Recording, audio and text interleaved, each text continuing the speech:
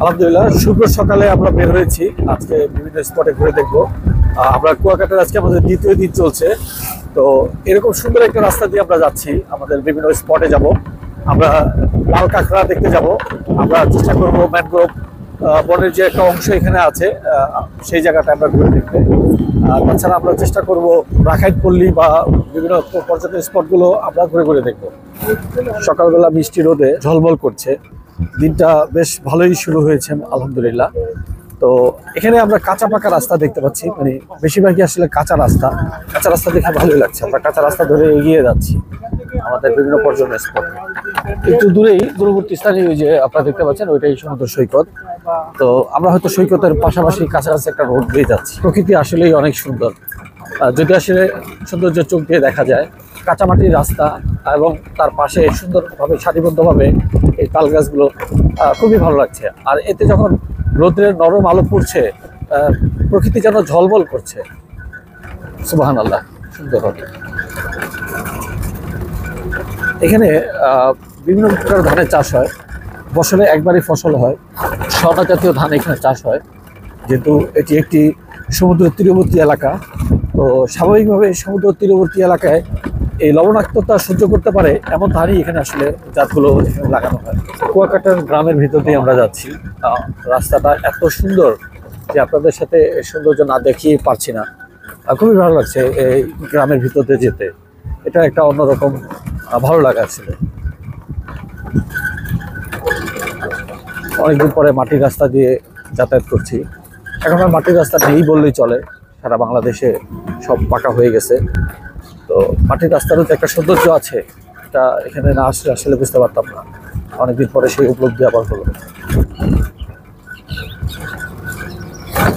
আমার সাথে আমার সফরসঙ্গী হিসাবে আমার কলিগ আপেল মাহমুদ আছে। আপেল, কেমন লাগছে? হ্যাঁ, আচ্ছা, ঝলমলে রোদ। আপেল অনেক রাতে কালকে এসেছে শুধুমাত্র এই সৌন্দর্য দেখার জন্য। কুয়াকাটার এই সৌন্দর্য, আসলে এই সৌন্দর্য কেউ মিস করতে চাবে না। তো যারা এখনো আসেনি, আমার মতো যারা আসতে চায়, আমার মনে হয় তারা আসতে পারেন, ভালোই লাগবে। প্রকৃতির সাথে মিশে যাওয়ার মধ্যে একটা আনন্দ আছে আসলে। হালকা কুয়াশা মিশ্রিত সুন্দর সকাল, আর গ্রামের মাঝখান দিয়ে আমরা যাচ্ছি পর্যটন এরিয়াতে ঘুরতে। ভাই, আমরা প্রথমে কোন স্পটে যাব?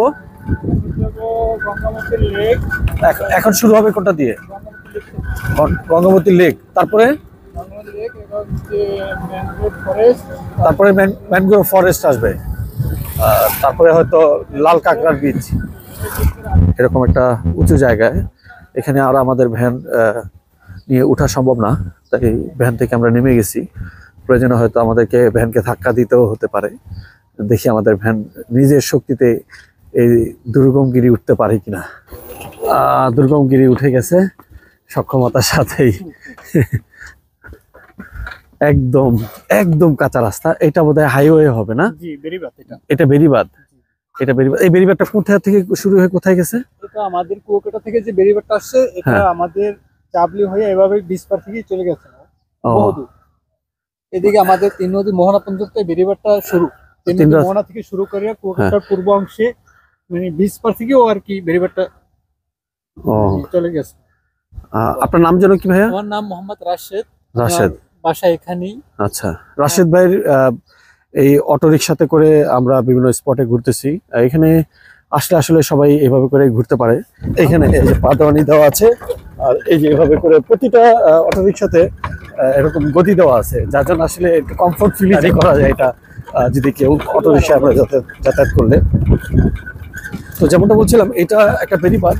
তো বেরিবাদটাকে আসলে বিকল্প রাস্তা বা সড়ক হিসেবে ব্যবহার করার জন্য কাজ চলতেছে। এটা কাজ চলমান, সম্ভবত কিছুদিনের ভিতরে এটা ঢালাই হবে, তখন হয়তো এদিক দিয়ে আরো স্মুথলি যাতায়াত করা যাবে। জায়গাটা খুবই সুন্দর।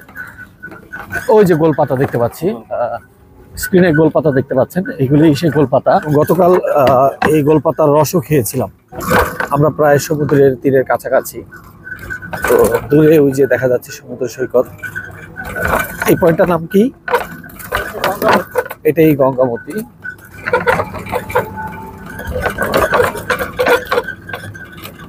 অনেকগুলো মাছ ধরার ট্রলার এখানে রয়েছে। সুন্দর জায়গাটা, খুবই ভালো লাগছে দেখতে এই ট্রলারগুলো।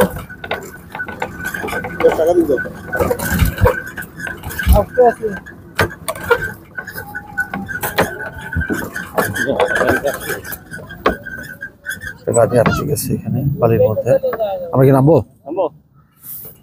গাড়ি আটকে যাচ্ছে এইরকম বালির মধ্যে, আসলে আটকে যাওয়ারই কথা।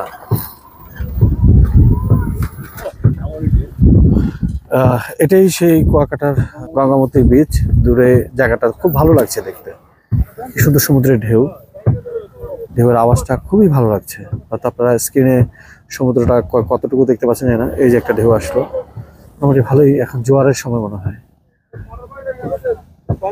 এটাই ম্যানগ্রোভ ফরেস্ট, এটাই তো। গঙ্গামতি কোনটা? এটাই গঙ্গামতি, এখানে মানে কয়েকটা স্টোরের নাম তো, একটা স্টোরে একটা নাম। ক্যাটালগটা দেখি, এটাই ম্যানগ্রোভ ফরেস্ট বলে না?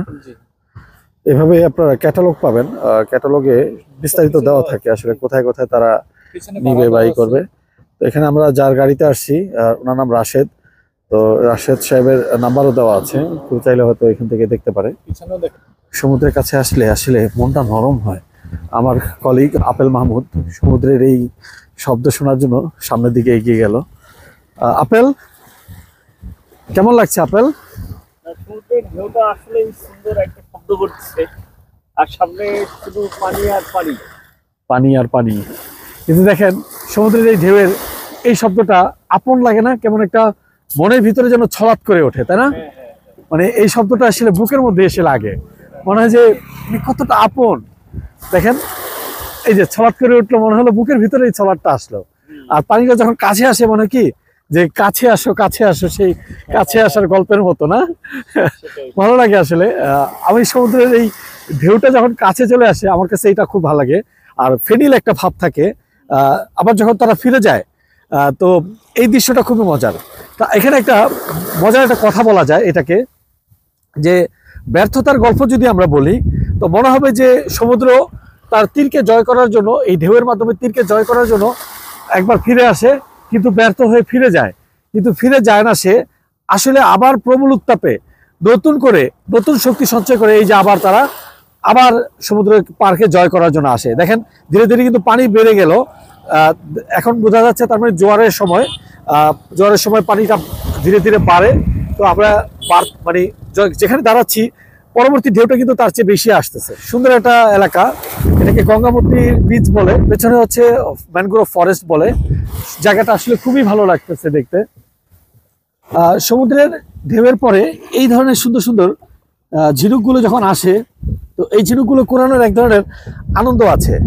দেখুন এই ঝিনুকগুলো যখন আপনি সংগ্রহ করবেন, আপনার এটা একটা সুবিনির হিসেবে থাকবে, আর এটা ভালো লাগে। দেখুন পানির কিন্তু আরো বেড়ে গেল, আমরা কিন্তু ওইখানে ছিলাম, পানির কিন্তু ঢেউয়ের সাথে সাথে এই পর্যন্ত চলে আসছে, আর প্রতিটা ঢেউ কিন্তু বাড়বে, এটা আরো অনেক দূর পর্যন্ত যাবে, কারণ এখন হচ্ছে জোয়ারের সময়, ধীরে ধীরে বাড়তেছে। আমি একটু আগে একটা কথা বলেছিলাম যে সমুদ্রের ঢেউ ব্যর্থ হয়ে ফিরে যায়, আসলে ফিরে যায় না, সে সমুদ্রের ঢেউ পারকে দখল করার জন্য বা পারের মন জয় করার জন্য এটা প্রবল বেগে দ্বিতীয়বারের মতো প্রবল শক্তি নিয়ে কিন্তু ফিরে আসে, অর্থাৎ সে বারংবার চেষ্টা করে যায়। আমরা হয়তো অনেকেই অল্পতেই খুব হতাশ হয়ে পড়ি, যে মনে হয় যে আমি বোধহয় পারবো না বা আমাকে দিয়ে হবে না। আসলে এই ব্যাপারটা তা না, এটা প্রতিটা কিন্তু শিক্ষণীয়। প্রকৃতি কিন্তু আমাদের শেখায় যে ব্যর্থ হওয়া যাবে না, বারংবার প্রচেষ্টা করতে হবে এবং প্রচেষ্টার মাধ্যমে সফলতা আসবে। তো ঠিক সমুদ্রের ঢেউ কিন্তু বারংবার কিন্তু সেই প্রচেষ্টা চালিয়ে শেষ পর্যন্ত কিন্তু সফল হয়। যখন জোয়ারের সময় হয় তখন কিন্তু সে প্রায় পাড়ের পুরোটাই দখল করে ফেলে। তো এটা হচ্ছে সমুদ্রের সফলতার যদি আমরা গল্প বলি সেটা, আর এ থেকে আমাদের আসলে জীবন দর্শনের শিক্ষাটাও নেওয়া যেতে পারে। বিচের পাশ দিয়ে এরকম বালির মধ্যে দিয়ে আমরা যাতায়াত করছি, জায়গাটা দেখুন খুবই ভালো লাগবে, এত পরিষ্কার পরিচ্ছন্ন আবহাওয়া, আর রৌদ্র পরে ঝলমল করছে সমুদ্রের মাঝখানে, ভালো লাগছে বিষয়গুলো। হচ্ছে গঙ্গামতি সমুদ্র সৈকত, আর পাশেই এরকম ম্যানগ্রোভ ফরেস্ট। দেখুন ব্যাপারটা ভাবতেই ভালো লাগবে আপনাদের কাছে, দেখতেও ভালো লাগছে নিশ্চয়ই আপনাদের। তো আপনারাও এই জায়গাগুলো এসে ঘুরে দেখতে পারেন। জোয়ারের সময় এই গাছগুলো পানির নিচে থাকে, যার জন্য এটাকে ম্যানগ্রোভ বলে। এই গাছগুলো কি জীবিত ভাই? মৃত। আল্লাহর প্রকৃতি অপরূপ সৃষ্টি, আর আমরা মানব সৃষ্টি যতই করি ভাই, আল্লাহর সৃষ্টির কাছে কিছুই না। একটা গাছেরও আল্লাহ প্রাণ দিছে, চিন্তা করা যায়? এই গাছগুলো প্রাণের অভাবে এভাবে দাঁড়ায় আছে, তার অস্তিত্ব নাই, তাই না? প্রাণ জিনিসটা একমাত্র আল্লাহই দিতে পারে, এই জিনিসটা পৃথিবীর কেউ কোনোদিন দিতে পারবে না। আলহামদুলিল্লাহ, সুবহানাল্লাহ। আল্লাহ তোমার এই দেওয়া প্রাণ পৃথিবীতে জীবজন্তুর অস্তিত্ব এনে দিচ্ছে, এমনকি গাছপালারও। এগুলো আসলে মৃত গাছ। মূলত এখানে একটু জটিলতা আছে, যেহেতু এটা বন বিভাগের সম্পত্তি, যে কেউ চাইলে আসলে এগুলো কেটে ফেলতে পারে না। আইনানুগ জটিলতার কারণে এই গাছগুলো আসলে এভাবেই বছরের পর বছর রয়ে গেছে। তবে আমার কাছে এটা ভালো লাগছে, এটা অন্যরকম একটা বিরল দৃশ্যর মতো লাগছে। গঙ্গাবতী লেকের পাশে বেশ কিছু দোকানপাট করে রেখেছে, দোকান। এখন সকালের দিক, তাই হয়তো অনেক দোকান খুলেনি, তো পর্যটক বাড়লে তখন এইভাবে অনেকে ফ্যামিলি নিয়ে আসছে, ছবি তুলছে। এটাই গঙ্গাবতী লেক। এখানেও বেশ কিছু গাছ আছে, ম্যানগ্রোভ ট্রি। শ্বাসমূলগুলো উপরের দিকে থাকে, আর যখন জোয়ার হয় তখন কিন্তু এগুলো ডুবে যায়, এর জন্য শিকড় কত উপরে দেখুন। পাশে সুন্দর বসার ব্যবস্থা রেখেছে পর্যটকদের জন্য। এই যে এখানে যে কিছুক্ষণ আগেও পানি ছিল, বোঝা যাচ্ছে পানিটা এখন নেমে যাচ্ছে। আর এই যে শ্বাসমূলগুলো, এটাকে মূলত গঙ্গাবতী লেক বলে। এই লেকটা সমুদ্রের একটা অংশ, আসলে এদিক দিয়ে ভিতরের দিকে প্রবেশ করেছে, অনেকটা দেখে লেক বা নদীর মতো, এই জন্য এটাকে গঙ্গাবতী লেক বলে। তো সুন্দর, এই গাছগুলো দেখতে ভালো লাগছে। আপনারা স্ক্রিনে কেমন দেখতে পাচ্ছেন জানি না, আমার কাছে খুব ভালো লাগছে। আর দূরে একটা মাছ ধরার ট্রলার দেখতে পাচ্ছেন। এই ট্রলারে করে কিন্তু প্রায় 2 সপ্তাহ বা তার চেয়ে বেশি দিন ধরে তারা কিন্তু গভীর সমুদ্রে চলে যায় এবং মাছ ধরে নিয়ে আসে এখান থেকে। সেন্ট মার্টিনের শেষ মাথায় গেলে যেমনটা লাগে, ছেড়া দ্বীপের কাছাকাছি, আমার কাছে অনেকটা সেরকম লাগছে। আমি এই জায়গাটা এসে আসলে উৎফুল্ল হলাম, ভালো লাগলো। আপনারা যারা অবশ্যই কুয়াকাটা আসবেন, অবশ্যই গঙ্গাবতী লেকে আসবেন, আপনাদের ভালো লাগবে। হয়তো এখন সকালবেলা, এই জন্য একটু পর্যটক কম, হয়তো ধীরে ধীরে পর্যটকের সংখ্যা বাড়তে থাকবে। আমার কাছে সবচেয়ে বেশি আকর্ষণীয় লেগেছে এই গাছগুলো।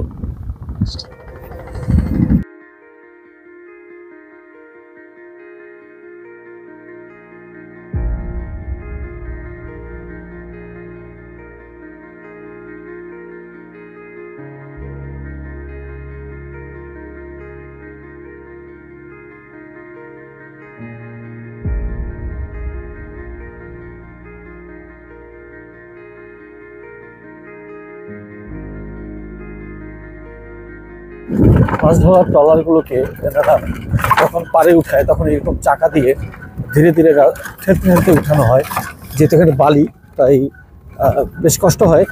তারপর চাকা থাকাতে একটু সুবিধা হচ্ছে তাদের এই নৌকাটাকে তুলে ফেলতে। হয়তো এটা রিপেয়ারের কাজ করাবে, যার জন্য এটা পাড়ে তুলে ফেলবে।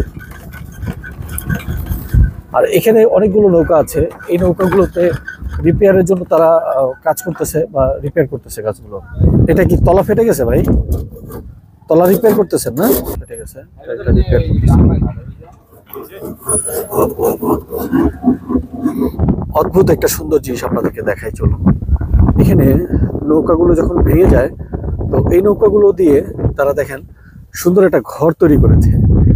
একটা নৌকাকেই মাঝখান থেকে কেটে 2 ভাগ করেছে, এবং একটা পোর্শন নিচে এবং আরেকটা পোর্শন উপরে দিয়ে এভাবে করে একটা ঘরের মতো তৈরি করেছে।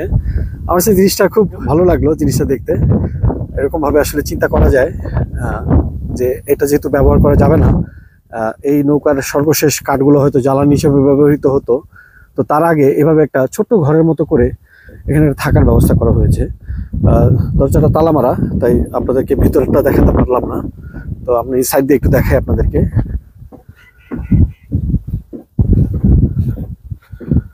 এখানে আরেকটা, এটা বলা যায় মালামাল রাখার জন্য সম্ভবত এটা তৈরি করেছে এভাবে করে। তো এখানে আরো কিছু আছে, যেমন এখানে একটা রাখা, এখানে মালপত্র রাখার জন্য তৈরি করেছে এই জায়গাগুলো।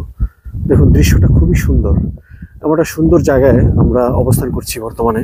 এই যে কাঠ দিয়ে তৈরি করা বক্সগুলো, এখানে দড়ি জাতীয় জিনিসপত্র রাখা হয়, মাছ ধরার যে জালের সাথে যে দড়িগুলো লাগে এবং অ্যাঙ্কর, এগুলো এখানে সংরক্ষণ করে। এখানেও একটা ঘরের মতো তৈরি করা। এখানে তরমুজ চাষ করা হয়েছে। এভাবে করে তরমুজ চাষ করা আসলে দেখিনি। ভালো লাগলো আপনাদেরকে এরকম একটা সুন্দর জিনিস দেখাতে পেরে।